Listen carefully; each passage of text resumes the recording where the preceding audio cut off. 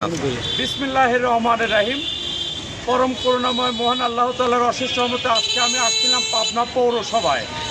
আপনারা দেখতে পাচ্ছেন আমি পৌরসভার মধ্যে দাঁড়িয়ে আছি।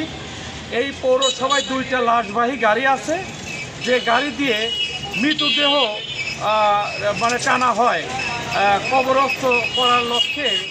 এখান থেকে ডেড বডি টানার জন্য যে গাড়িগুলো সরবরাহ করা হয়, সেই গাড়ি দুইটা মানে নষ্ট হয়ে যাওয়ার কারণে পাবনা পৌর এলাকার মানুষ বিপদগ্রস্ত হয়ে পড়েছে। আঞ্জুমান মফিদুল ইসলামের গাড়িটাও নষ্ট, এখন হিমায়তপুর ইউনিয়নের গাড়ি দিয়ে কিছুটা মেকআপ দিচ্ছে, এতে করে খুবই কষ্ট হচ্ছে।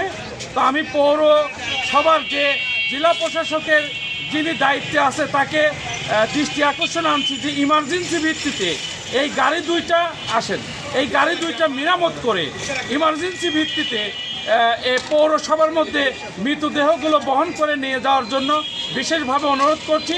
মানুষ কিন্তু চরম বিপদে আছে, কারণ আমি টের পাইছি এই কারণে যে আমিও একটা গাড়ি এই পাবনায় মৃতদেহ টানার জন্য হিমায়তপুর ইউনিয়নের পক্ষ থেকে করছিলাম।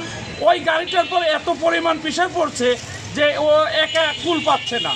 কাজেই এই পাবনা পৌরসভার যিনি জেলা প্রশাসকের দায়িত্বে এখানে নিয়োজিত আছে তাকে দৃষ্টি আকর্ষণ করব, ইমার্জেন্সি ভিত্তিতে এই গাড়ি দুটো মেরামত করে মৃতদেহগুলো বহন করার জন্য যথাযথ কর্তৃপক্ষের দৃষ্টি আকর্ষণ করছি। আপনি কি এখানেই? হ্যাঁ, আমি এডওয়ার্ড কলেজের টিচার। ধন্যবাদ ধন্যবাদ ধন্যবাদ। আমাদের স্যার প্রত্যেক দিন আমার খোঁজ খবর রাখে, জাহাঙ্গীর আলম। তো আপনি স্যার কেমন আছেন? তো আমার এই কথাগুলোর সাথে কি একমত আছেন? আপনার প্রতিটা কথার সাথেই একমত, এটা তো আরও বেশি জরুরি। ধন্যবাদ সবাইকে। আমি এডওয়ার্ড কলেজের প্রফেসর স্যারকে আমি বিনয়ের সাথে বলছি যে আমাদের সামাজিক কাজগুলোতে যেন তিনি অ্যাড থাকেন সবসময়। আসসালামু আলাইকুম ওয়া রাহমাতুল্লাহ।